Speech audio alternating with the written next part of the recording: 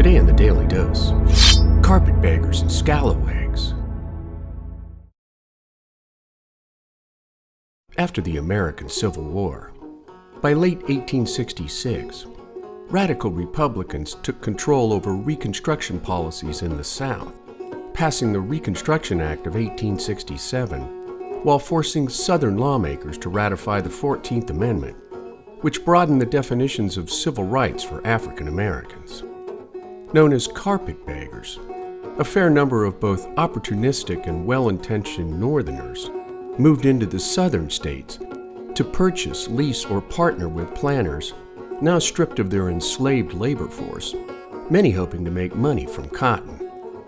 In the beginning, many Southerners saw carpetbaggers in a good light, hoping Northern capital and know-how could help recover a collapsed Southern bloc economy.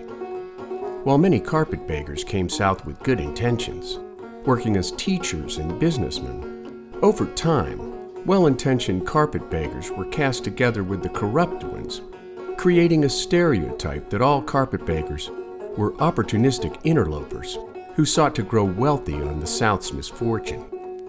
For the nearly 20% of Southerners who supported the Republican Party and felt that whites should recognize African American civil and political rights, to their majority Southern opponents, Southern white Republicans were labeled as scalawags for supporting Northern interference into the old ways of the South.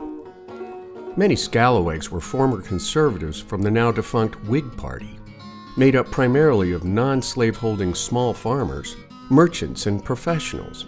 And while many hailed from the northernmost states in the Southern bloc, scalawags in particular wanted to keep the rebel element from re-establishing power in the post-war South, at the same time seeking the survival of small farmers saddled with near insurmountable debt.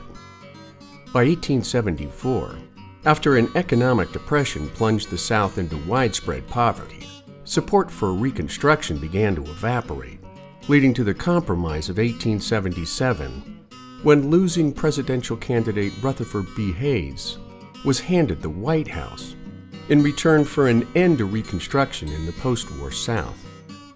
The backroom deal with Southern legislators would see a robust return to segregation and black codes in the Jim Crow South for nearly a century more, until federal legislation and the civil rights movement of the 1960s brought an end to one of the longest inequalities in American history. Jim Crow laws in the segregated South. Named after a black minstrel show character, Jim Crow laws were a collection of mostly Southern state and local statutes that legalized racial segregation, which were implemented shortly after the end of the Civil War and lasted until the civil rights protests and federal legislation of the 1960s. The laws were intended to marginalize African Americans by suppressing their right to vote, limiting their access to good-paying jobs, while excluding access to higher education. Those who attempted to shirk the laws often faced arrest, fines, jail time, violence, and even death. In 1896, the first legal attempt to repeal Jim Crow laws was upheld in the case of Plessy v. Ferguson, in which the U.S. Supreme Court laid out its separate but equal doctrine, affirming racial segregation in public facilities, including the coaches of interstate trains and buses. Facilities for African Americans were routinely inferior and underfunded compared to facilities maintained exclusively for whites. While the laws as a whole institutionalized economic, educational, and social disadvantages for African Americans living in the South, segregation was also adhered to in the U.S. military, while in 1913, Southern Democratic President Woodrow Wilson initiated national segregation policies in federal workplaces. Southern statutes continued to impose poll taxes on Black Americans, attempting to suppress them from voting in local, state, and national elections. In 1954, segregation of state-funded public schools was declared unconstitutional by the U.S. Supreme Court under Chief Justice Earl Warren in the landmark case Brown v. Board of Education. Yet most Southern states dragged their feet for years before integration was finally achieved, against great backlash from white Southerners. In 1964, the Warren Court continued to rule against Jim Crow laws in other cases such as Heart of Atlanta Motel Inc. versus United States. The last vestiges of Jim Crow laws came to an end when they were overruled by the Civil Rights Act of 1964, followed by the Voting Rights Act of 1965, bringing to an end white America's long and stained history of racial suppression against Black Americans.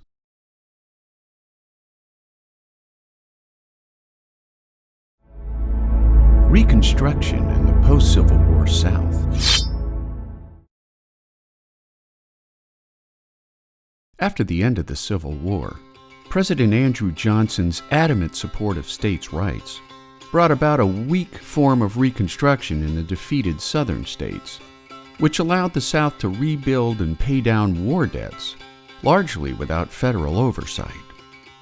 As a result of Johnson's leniency, most Southern states enacted a string of laws known as the Black Codes, which severely segregated blacks from whites, as well as blocking their right to vote or finding livable employment.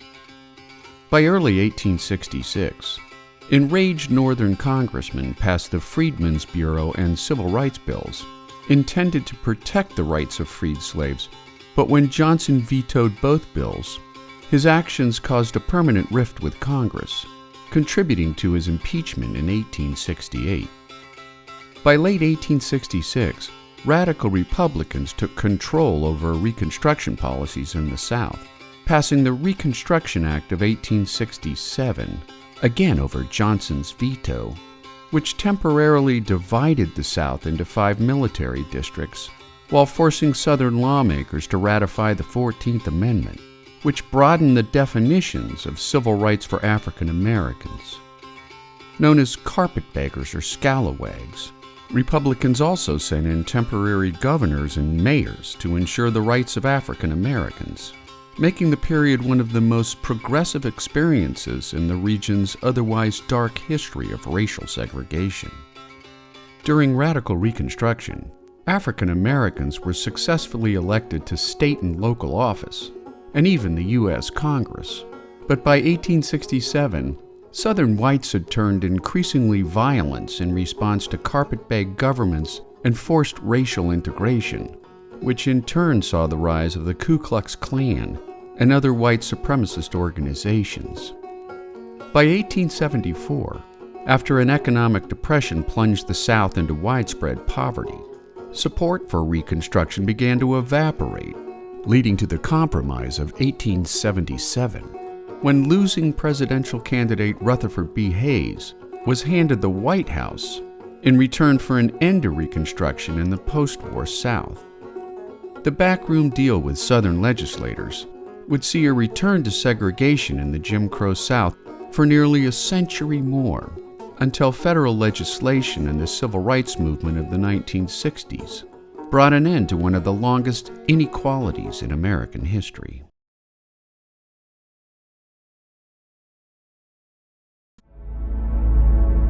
The assassination of Abraham Lincoln. On April 9, 1865, after 4 years of bloody warfare that cost the lives of 620,000 Americans, Confederate General-in-Chief Robert E. Lee and his Army of Northern Virginia officially surrendered to the Union Army of the Potomac under the commanding general of the United States. The surrender took place at the McLean House in Appomattox Courthouse, Virginia, after one of the final battles of the Civil War. Less than a week later, the American nation would shudder at the loss of one of its most historic and impactful leaders. On April 14, 1865, after a long day tending to the nation's business, the 16th American president and his wife Mary went to Ford's Theater in Washington, D.C. to take in the wildly popular stage play comedy, Our American Cousin, Due to his national fame as a stage actor, Confederate sympathizer John Wilkes Booth maintained ready access to all parts of Ford's theater, using his carte blanche access for the planned assassination of President Lincoln, Vice President Andrew Johnson, and Secretary of State William H. Seward. While Booth's co-conspirator Lewis Powell was tasked with killing Seward, George Atzerodt was tasked with killing the vice president. Arriving late to the theater with Major Henry Rathbone and his fiancée Clara Harris, the play was interrupted so that the orchestra could play Hail to the Chief as the packed house of some 1,700 theatergoers rose in applause. As the play resumed, Booth, who knew the play by heart, entered the Lincoln skybox from behind, timing his lone shot to coincide with one of the funniest lines of the play. As laughter pealed throughout the theater, Booth approached the president and shot him in the back of the head with a 6-inch single-shot Derringer. The bullet entered Lincoln's skull behind his left ear, passed through his brain, and came to rest near the front of his skull, fracturing both his orbital plates. Major Rathbone jumped from his seat and struggled with Booth, who dropped his Derringer and drew a knife, stabbing Rathbone in his left forearm. Rathbone again grabbed at Booth just as the assassin jumped from the skybox to the stage. A 12-foot drop, but not before one of his spurs became entangled with the Treasury flag decorating the Lincoln skybox. Booth's fall to the stage was a painful one, landing him awkwardly on his left foot, but as he began to cross the stage, many in the audience thought he was part of the play and began to laugh.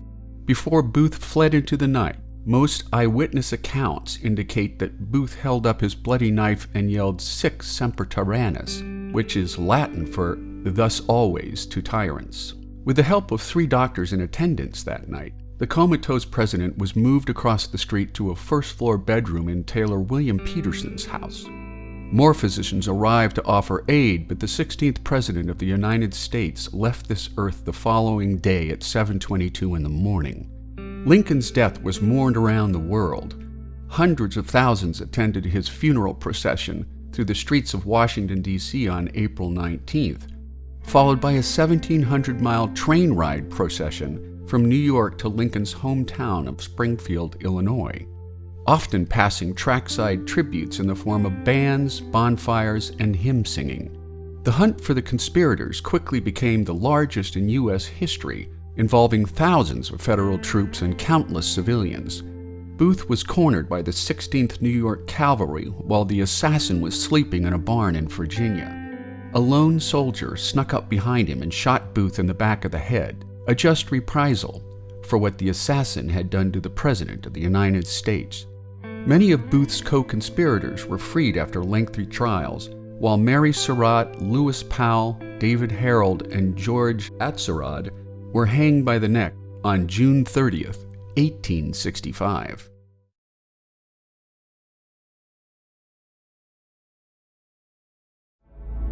The Compromise of 1877.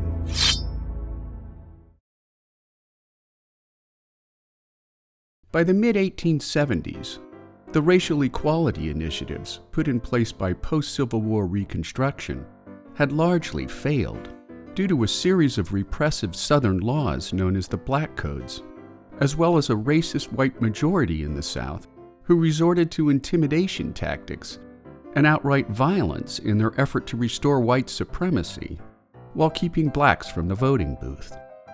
Beginning in 1873, a series of Supreme Court decisions further limited the breadth of Reconstruction-era laws, since by then Congress had passed the Civil War amendments, which on paper anyway, gave African Americans the status of citizenship and the legal right to vote.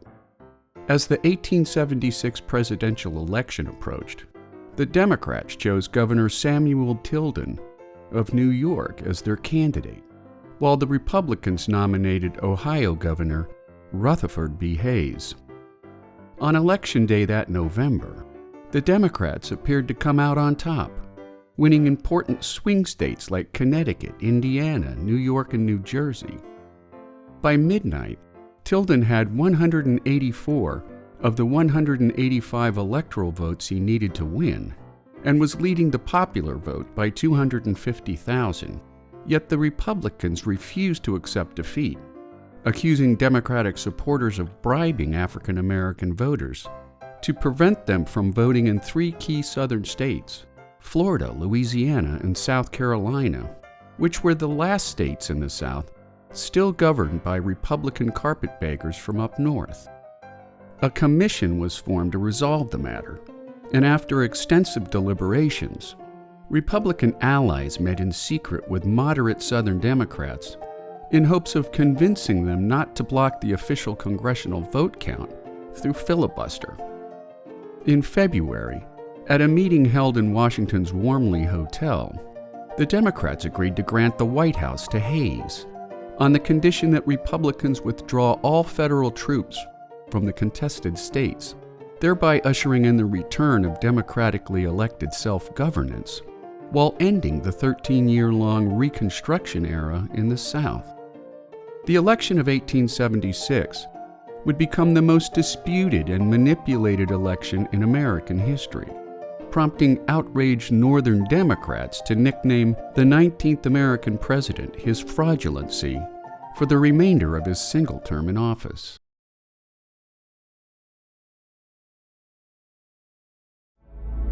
The Freedmen's Bureau. Established by an act of Congress on March 3, 1865, 2 months before the Confederates' surrender at Appomattox Courthouse, the Freedmen's Bureau was conceived as a temporary agency to last the remainder of the war, plus 1 year to follow. Union General Oliver Otis Howard was appointed commissioner over the Bureau under the authority of the War Department, with the intent of helping 4 million newly freed blacks transition from slavery to a free labor economy. While many historians believe that the Bureau was groping in the dark against stiff opposition from white Southerners and President Andrew Johnson, Howard nevertheless organized the Freedmen's Bureau into districts covering the 15 former slave-owning states, each district headed by an assistant commissioner.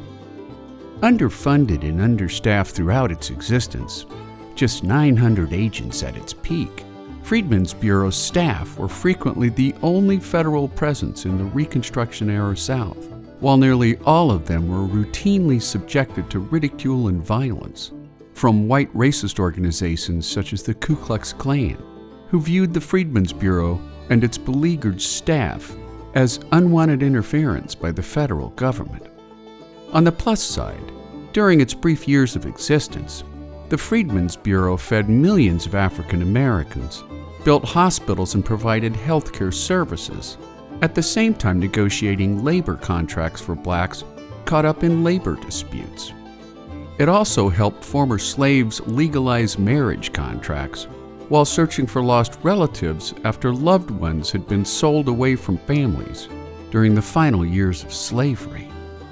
The Bureau also became instrumental in building thousands of schools for African Americans, including such standout institutions as Howard University in Washington, D.C., Fisk University in Nashville, and Hampton University in Hampton, Virginia.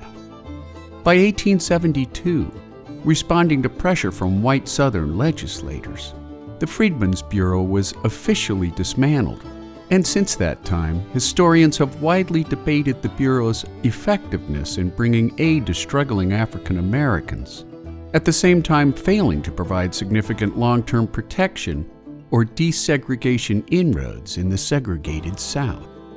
On the flip side, however, many believe the Bureau marked the first time the federal government proactively weighed in on issues of social welfare and civil rights that would eventually find their way into law under the Civil Rights Act of 1964 and the Voting Rights Act of 1965.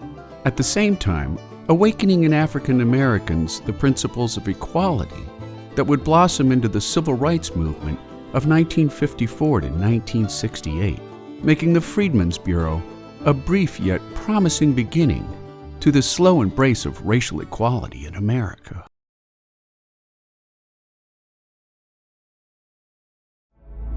The impeachment of Andrew Johnson. Following the outbreak of hostilities during the Civil War, Andrew Johnson was a highly regarded senator from Tennessee, as well as the only U.S. senator from a seceding state to remain loyal to the Union cause.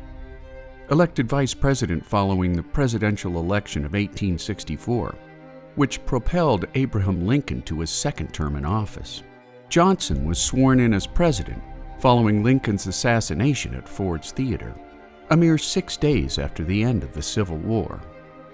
Johnson's lenient, Southern sympathizing policies soon bucked heads with the radical Republican majority in Congress, who sought heavy-handed Reconstruction policies intended to demand full suffrage and equal rights for freed slaves in the South. In opposition to majority congressional sentiment, Johnson enacted lenient policies granting near immediate amnesty to ex-Confederates, as well as rapid restoration of statehood to seceded Southern states.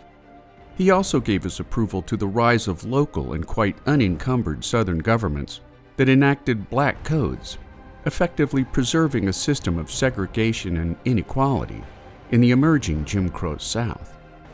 After Johnson repeatedly bucked ideological heads with his Secretary of War Edwin M. Stanton, a once leading radical Republican in Lincoln's administration, in March of 1867, Congress passed the Tenure of Office Act over Johnson's immediate veto, which was tailored to prohibit Johnson from removing presidential cabinet members without congressional approval. In the fall of 1867, Johnson chose to challenge the constitutionality of the Tenure of Office Act by replacing Stanton with Civil War hero Ulysses S. Grant. But after the U.S. Supreme Court refused to rule on the case, Grant returned his office to Stanton, which did much to further Grant's popularity as a future presidential candidate. Having already debated impeachment following Johnson's initial firing of his Secretary of War, on February 21, 1868, Johnson yet again fired Stanton by appointing General Lorenzo Thomas to the office, refusing to yield to Congress by physically barricading himself in his office. 3 days later, Congress drafted 11 articles of impeachment against Johnson, which led to his impeachment trial in the Senate on March 13th, under the supervision of U.S. Supreme Court Chief Justice Salmon P. Chase.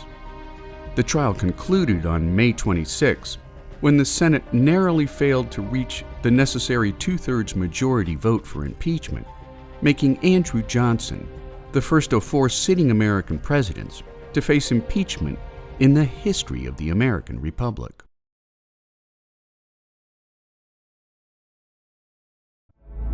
Today in the Daily Dose, the Reconstruction Acts of 1867.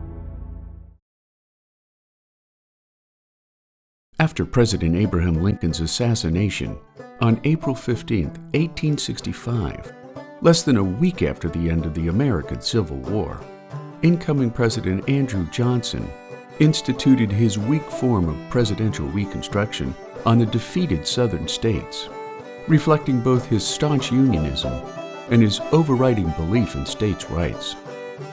Despite the congressional passage of the Freedmen's Bureau and the 13th Amendment in 1865, Johnson's adherence to states' rights allowed Southern state governments to rebuild themselves without federal oversight, leading to a series of Jim Crow laws known as Black Codes that further enforced the practice of racial segregation, at the same time ensuring that freed blacks would fill the post-slavery labor vacuum with a new economy known as sharecropping. In response, outraged Northerners, through their congressional representatives, refused to reseat Southern legislators, and when Johnson vetoed passage of the Freedmen's Bureau and the Civil Rights Bills, his action caused a permanent rift in his relationship with Congress, eventually leading to his impeachment in early 1868. Johnson's vetoes and inactions also inspired radical Republicans in Congress to take firm control over the issue of Reconstruction in the South, passing the Reconstruction Acts of 1867, which temporarily divided the South into 5 military zones, while outlining how Southern officials would be elected to office based on universal male suffrage. The laws also insisted that Southern states ratify the 14th and 15th Amendments to the U.S. Constitution, which further defines citizenship and voting rights to formerly enslaved people. During Radical Reconstruction, Southern blacks experienced a brief period of progressive rights within the post-antebellum South, participating in public life like never before, including black politicians elected to the U.S. Congress. Other achievements included the South's first state-funded public school systems, equitable tax legislation, and ambitious economic reforms and development programs, at the same time witnessing the birth of white hate groups such as the Ku Klux Klan. Radical Reconstruction ended during the election cycle of 1876, when Republican presidential candidate Rutherford B. Hayes was handed the White House in exchange for an end to Reconstruction in the South, making the Reconstruction Acts of 1867 a transitory yet doomed new hope for African Americans in the South. And there you have it, the Reconstruction Acts of 1867, today on the Daily Dose. If you like learning something new every day, subscribe to the Daily Dose on YouTube or sign up for emails at dailydosenow.com.